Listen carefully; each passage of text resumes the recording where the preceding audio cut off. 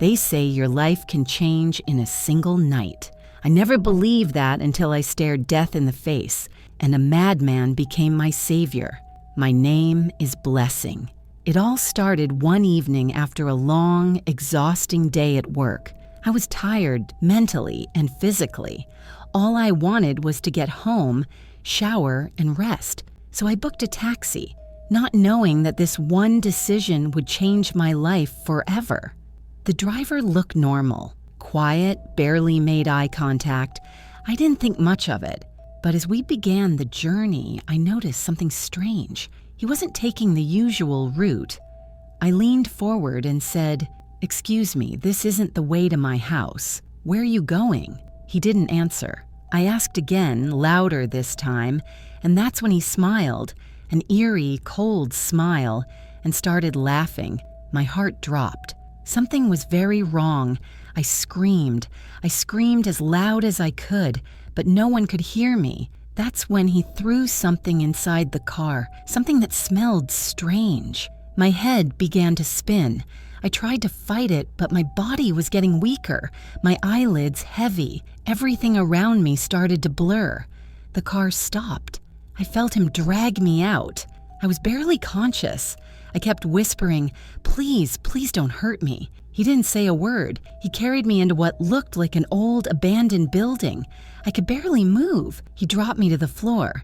And then he whispered coldly, "You're mine now." Tears rolled down my cheeks. I was too weak to fight back. I thought that was the end for me. But just when I thought I had no hope left, something happened. A man suddenly jumped out of the shadows, yelling, fighting, furious.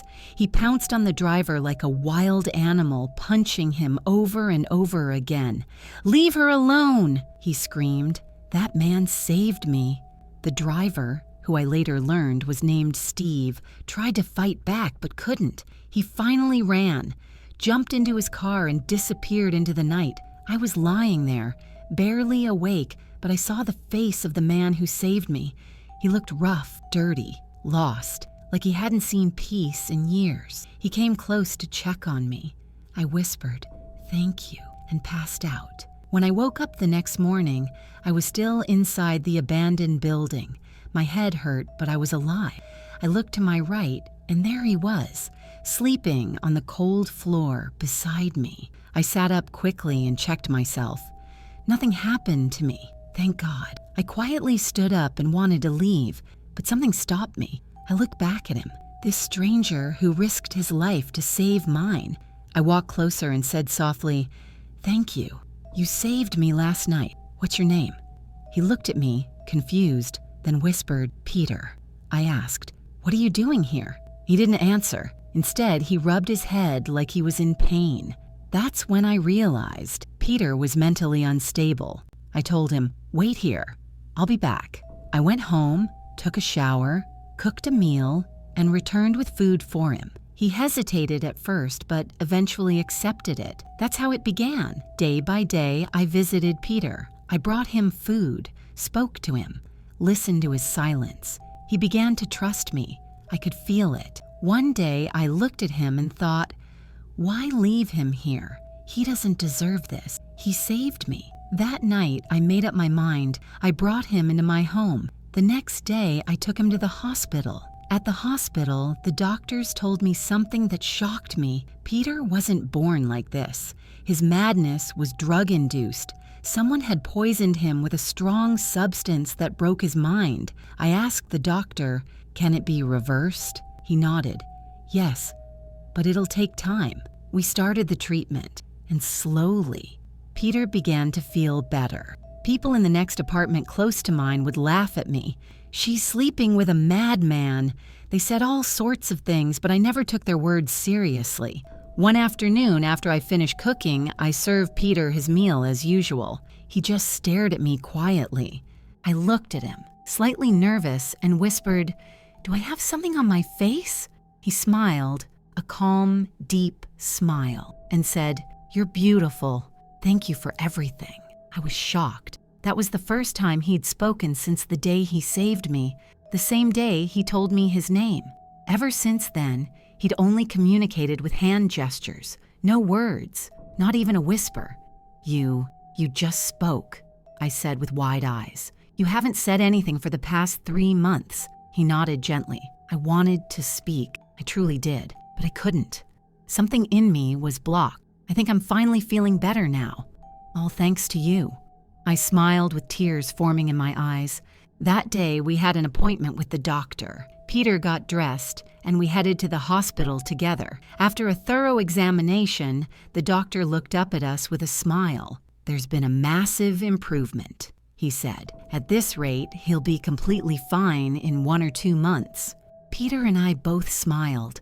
I was genuinely happy more than I had been in a long while. Later that evening, we got back home. Peter had been joking and laughing with me all the way. He was different, lighter, happier. I'm going to freshen up, I said with a playful nudge. He nodded and went into his room. After a while, he came out in his night pajamas. But then, something strange happened. Suddenly, he hit the wall with his fist. Tears rolled down his cheeks. I ran to him in panic. He sat at the edge of his bed, holding his head in his hands. What's wrong? I asked gently, kneeling beside him. His voice cracked as he spoke. Don't you wonder how I ended up like that?